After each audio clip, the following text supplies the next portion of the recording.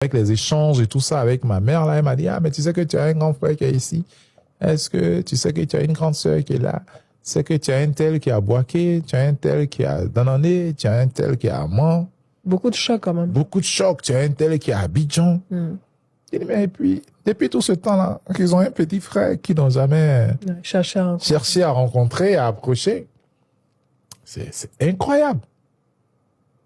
Est-ce que tu considères ça comme une blessure dont tu n'as jamais guéri? Ben, peut-être, pour pas une blessure, mais je pense que ça m'a... C'est peut-être ce qui fait que je me bats beaucoup. Parce que j'ai commencé très tôt à me prendre en charge.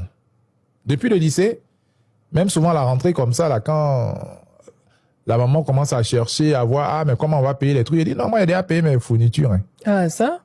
Au lycée déjà? Déjà au lycée. Ah, ça? J'ai déjà payé mes fournitures. Non, moi, j'ai déjà acheté ça. Parce qu'en vacances, je m'assois pas. En vacances, là, je cherche des petits boulots. Je vais aller sur les chantiers pour travailler peut-être avec les maçons. Les Manawa, là. Voilà. Je vais dire, bon, moi, je vais venir vous aider à être maçon ou à être aide électricien ou aide plombier. Ou bien, comme je faisais déjà la calligraphie, des petites choses comme ça, je vais faire les calligraphies pour les écoles, pour les magasins, faire les enseignes. Donc, je me débrouillais déjà très bien depuis le lycée. Et l'avantage, c'est qu'au lycée d'enseignement artistique, à l'époque, à l'INA, on avait une bourse comme des étudiants. On avait déjà plus de 30 000 francs chaque mois. Ah oui, vous étiez bien. On était déjà bien. Donc, la bourse plus mes petits gombos que je faisais. Et pendant aussi les vacances, je m'asseyais pas, je m'arrangeais pour... Donc, a priori, j'avais pas trop de problèmes de moyens parce que je me battais. Oui, tu te considérais déjà un peu comme seul au monde. Comme seul au monde. Oui. Ça a toujours été comme ça. Même dans ma vie professionnelle aujourd'hui, pour ceux qui me suivent ou bien qui ont toujours été avec moi, ils vont remarquer que je n'attends pas toujours qu'on vienne forcément m'aider quand j'ai quelque chose à faire. Je m'arrange toujours pour faire ce que j'ai envie de faire. C'est ici, j'ai dit, je vais faire telle chose. Je me bats et je me donne les moyens de les atteindre. Oui.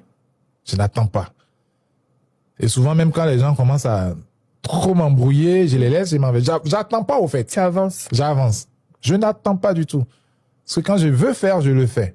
Et je me donne les moyens de le faire. Je trouve les moyens pour le faire. Donc ça m'a vraiment aidé, hein, d'une façon ou d'une autre, parce que bon, mais après, quand tu te dis que tu n'as personne, voilà. Mais après, j'ai découvert que j'avais des oncles très bien placés, qui étaient des hauts cadres, des grands frères, des tantes et tout ça, qui étaient des gens d'un certain niveau et tout. Bon, ça, c'est vraiment après. Bon, et puis j'ai commencé à les côtoyer.